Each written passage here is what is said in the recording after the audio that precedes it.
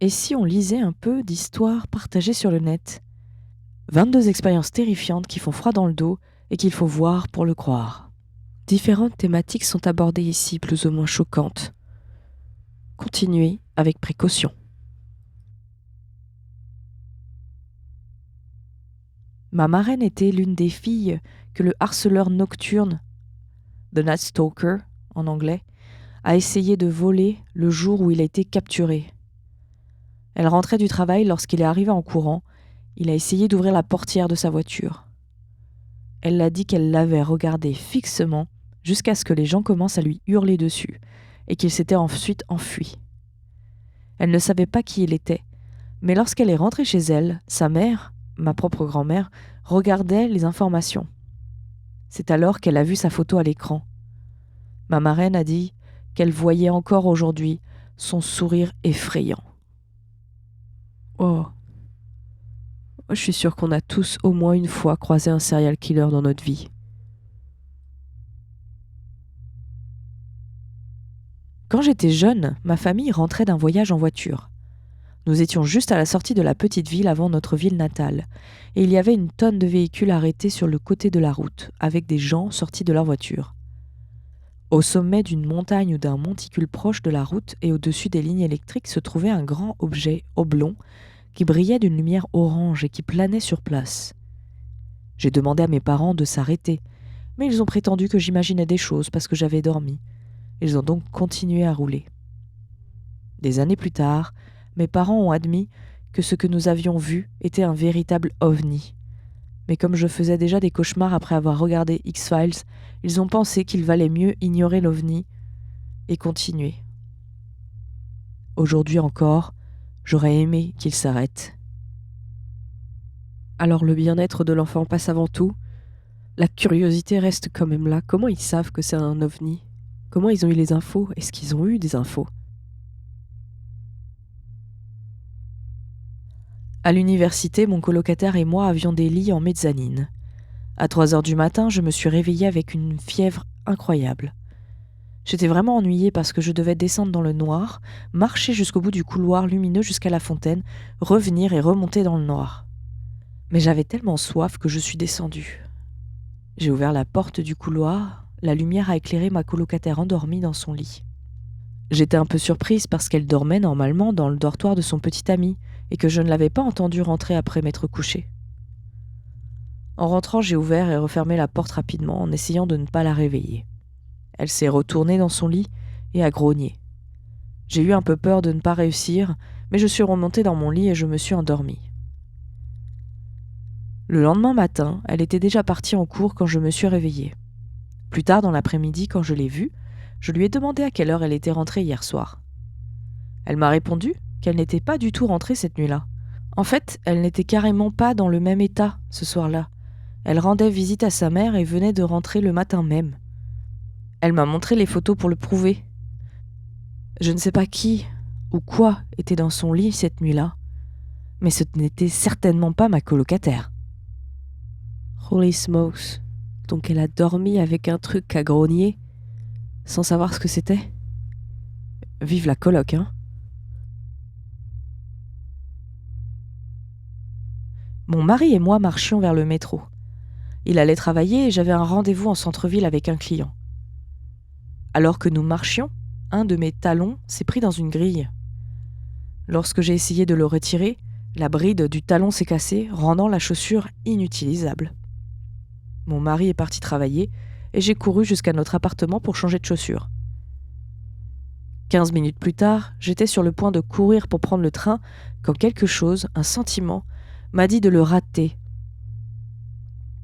Je souffre d'anxiété, alors normalement je l'aurais ignoré et je me serais dit que mon anxiété ne faisait que me perturber. Mais le sentiment était si fort que je me suis arrêtée et j'ai attendu que le train parte, tout en me réprimandant car j'étais déjà en retard. J'ai pris le train suivant, et lorsque je suis sortie du métro 30 minutes plus tard, l'enfer s'était déchaîné. C'était le 11 septembre, et si j'avais été à l'heure, j'aurais été dans la tour quand le premier avion a frappé. Comme quoi, il faut vraiment écouter son instinct.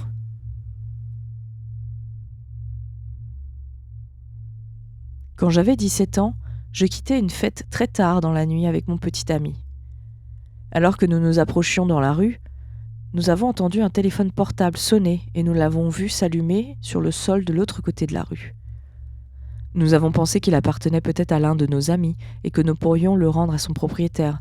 Nous nous sommes alors approchés pour voir qui appelait.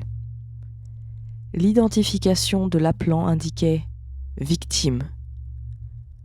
Nous nous sommes regardés et à ce moment-là, une grosse camionnette a allumé ses feux depuis le bas de la rue et a commencé à foncer sur nous. Nous avons couru aussi vite que possible jusqu'à l'allée et nous nous sommes cachés derrière un buisson. On a regardé la camionnette faire demi-tour et repartir à toute vitesse dans la direction où elle était venue avant de disparaître.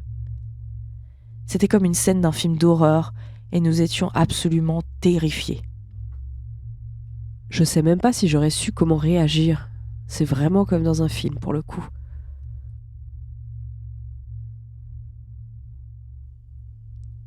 Je travaillais dans une entreprise de pompes funèbres et j'ai dû effectuer un transport nocturne depuis l'une de nos morgues sœurs pour le service du lendemain. J'avais déjà fait de nombreuses rencontres effrayantes, mais cette nuit-là, je me sentais terriblement mal en sachant que je devais traverser le garage toute seule. J'ai appelé mon petit ami de l'époque pour qu'il me rejoigne et que je ne sois pas toute seule. J'ai dû sortir de la camionnette, passer par les portes latérales, traverser le garage et l'ouvrir de l'intérieur. Il n'est arrivé que lorsque j'avais déjà déchargé et commencé à pousser la femme dans le couloir. Je l'ai amenée dans la salle de préparation et j'ai rapidement fermé la porte derrière moi. Il est entré par le même chemin que moi et alors qu'il s'approchait, nous avons tous les deux entendu des choses bouger à l'intérieur de la pièce que je venais de verrouiller. Surpris, nous sommes revenus sur nos pas pour tout verrouiller, mais nous avons dû retourner à l'intérieur pour activer l'alarme avant de pouvoir partir.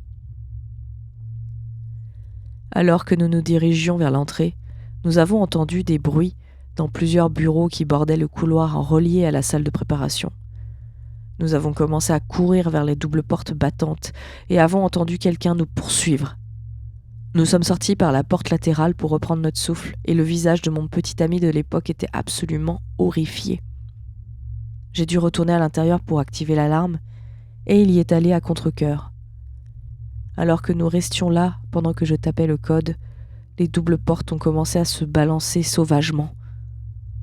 Nous nous sommes dépêchés de sortir et alors que je verrouillais les portes, nous avons entendu un homme parler de plus en plus fort. Je suis resté stupidement à ce poste pendant encore 6 mois après ça, mais j'ai refusé complètement les transports de nuit. Vous seriez resté à ce job, vous ?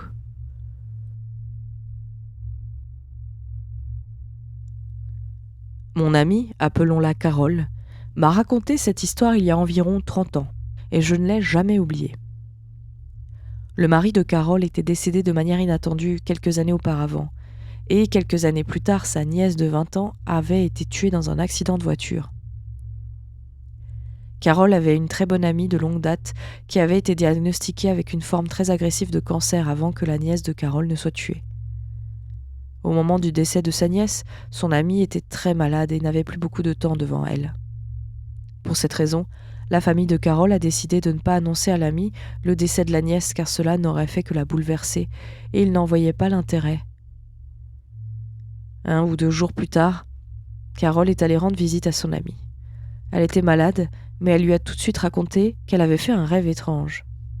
Elle marchait dans la rue lorsqu'un bus s'est arrêté devant elle et on lui a dit de monter. Le chauffeur de bus était le mari décédé de Carole. Mais ce n'est pas le plus étrange. La nièce de Carole était également dans le bus et lui disait de monter. Elle dit à Carole qu'elle n'arrive pas à comprendre pourquoi c'est le mari et la nièce de Carole qui sont ensemble, mais c'est tellement aléatoire. Bien sûr, Carole savait que ce n'était pas du tout un hasard, mais elle l'a gardé pour elle. Son amie est décédée quelques heures après qu'elle lui ait raconté le rêve. Assez terrible comme situation. Il y a environ 1 an, je travaillais dans une pizzeria. Je rentrais chez moi dans l'obscurité comme d'habitude, après un service de nuit. Sur la route du retour, Il y a un verger sur le côté gauche qui est fermé par une clôture à mailles losangées et une maison sur le côté droit. Alors que je franchissais la colline, quelque chose s'est avancé sur la route depuis la gauche, a fait 2 pas jusqu'à la ligne jaune et a disparu lorsque j'ai cligné des yeux. L'animal semblait mesurer entre 2 et 3 mètres de haut et avait une peau grisâtre. Il avait les pieds et les mains griffus, des oreilles pointues et des grands yeux noirs inclinés. Il était si maigre que je pouvais voir ses côtes. Pourtant, il était étrangement humanoïde. Il m'a tellement effrayé que j'ai freiné tout net. Je suis rentré chez moi en tremblant. C'est entre autres pour ce genre de choses que je n'aime pas voyager en voiture de nuit.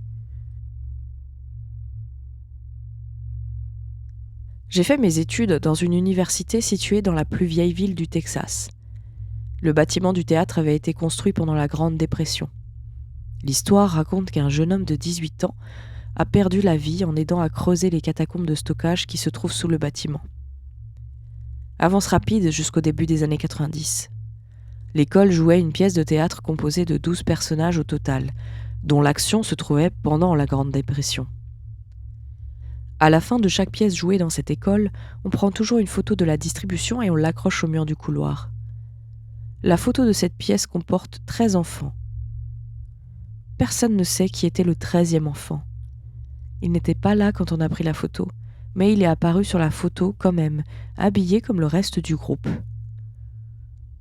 Quelques années plus tard, 2 autres étudiants et moi-même sommes restés tard pour répéter une scène dans l'une des salles de classe située à l'étage, au-dessus du théâtre géant.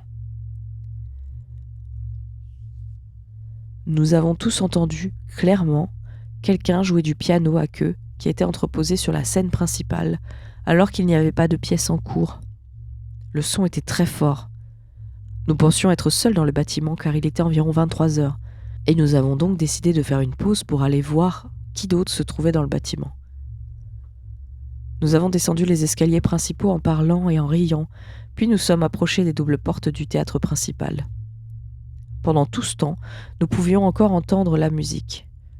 Mais dès que nous avons ouvert les portes, le son s'est arrêté. Le grand théâtre était noir et vide, pas une âme en vue. Le silence était total. Nous étions tous effrayés, mais nous sommes remontés pour finir notre travail. Environ 20 minutes plus tard, nous l'avons entendu recommencer. On a donc décidé d'arrêter de répéter pour la nuit et de nous faufiler jusqu'aux portes de la scène pour effrayer les personnes qui s'y trouvaient. Nous avons descendu silencieusement l'escalier de service et nous sommes montés sur la pointe des pieds jusqu'aux portes de l'arrière-scène qui donnaient directement sur la scène. Le son du piano à queue était si fort que nous ne pouvions pas nous entendre chuchoter. Nous avons tous les 3 souri en ouvrant la porte et en criant « Je t'ai eu !» pour découvrir une fois de plus une scène noire, un banc de piano vide et l'arrêt immédiat de toute musique. Nous étions les seules personnes dans ce bâtiment, mais nous avions tous entendu cette musique aussi clairement que le jour derrière cette porte fermée. Le piano désormais visible n'était qu'à une quinzaine de mètres devant nous lorsque nous avons franchi les portes de la scène, de sorte que personne n'aurait eu le temps de sauter ou encore moins de se cacher. Nous sommes partis dans la foulée et je ne pense pas qu'aucun d'entre nous ne soit plus jamais resté seul pour une répétition après 20 heures. Avez-vous déjà, en groupe, entendu une musique dont vous ne pouviez pas trouver la source ? Cela m'est arrivé il y a environ 7 ans, à l'âge de 22 ans. J'étais sur mon lit en train de jouer à Fallout 4 quand j'ai décidé d'aller dormir. Il n'était pas très tard, environ minuit, et je n'étais pas fatigué. J'avais juste envie de dormir. Mon matelas était directement posé sur le sol, et comme je n'avais pas de lampe à proximité, j'allumais généralement la lampe torche de mon téléphone pour voir où je mettais la manette de PS4 et la télécommande. Alors que je mettais tout à sa place, j'ai regardé le plafond et j'ai vu une énorme main d'ombre. Logiquement, je me suis dit que ma main pendait du matelas juste au-dessus de mon téléphone et qu'il s'agissait donc simplement de ma main sur la lampe torche. J'ai secoué mes 2 mains pour voir si l'ombre bougeait. Et elle n'a pas bougé. Je me suis figé. Un frisson m'a parcouru l'échine tandis que mon cerveau essayait de comprendre la situation et de trouver une explication logique à l'ombre. J'ai été paralysée par la peur pendant ce qui m'a semblé être une éternité, jusqu'à ce que je remarque que l'ombre grandissait, comme si elle se rapprochait de moi. C'est alors que je suis sortie de ma paralysie et que j'ai réussi à me lever du sol. J'étais trop effrayée pour courir, alors j'ai marché bizarrement jusqu'à la chambre de mon frère. Je lui ai pris un oreiller et je suis restée allongée par terre jusqu'au matin. Je n'ai pas dormi dans ma chambre pendant 2 ans. À partir de ce moment-là, j'étais toujours dans le salon avec la télévision allumée. Ça m'a fait peur à l'époque, et ça me donne encore la chair de poule d'y penser aujourd'hui, 7 ans plus tard. Tout ce qui est inexplicable laisse une peur au ventre et une boule très longtemps. Quand j'avais environ 11 ans, je traînais avec des amis et nous avons décidé d'aller faire du vélo dans l'allée près de chez nous. Alors que nous faisions le tour du pâté de maison, nous avons remarqué que quelqu'un se cachait dans le buisson à droite de l'allée. Comme nous étions jeunes, nous n'y avons pas prêté attention, mais lorsque nous avons refait le tour, l'homme s'est mis à nous poursuivre. Nous avons couru et enfourché nos vélos aussi vite que nous le pouvions pour retourner à la maison. Nous étions tous les 5 seuls à la maison car les parents de mon ami étaient allés faire un tour en course. Lorsque nous sommes montés à l'étage, nous avons entendu des bruits de pas provenant de la porte du sous-sol et le bourdonnement le plus effrayant que j'ai jamais entendu. Je me souviens d'avoir pleuré aussi silencieusement que possible et d'avoir cru que j'allais mourir. Heureusement, les parents de mon ami sont rentrés juste à temps, le faisant fuir par la porte. Je n'oublierai jamais à quel point j'étais terrifiée. Ça, c'est vraiment une horreur de la réalité qui pourrait arriver et qui fait bien, bien flipper. J'adore que ce soit des styles d'histoire mais totalement différents et qui font peur sur un plan logique autant que sur un plan paranormal. Et vous, quel style d'histoire vous empêche de dormir la nuit ? Dites-le moi en commentaire. Likez la vidéo, abonnez-vous afin de ne pas rater la prochaine qui sera la partie 2. À bientôt.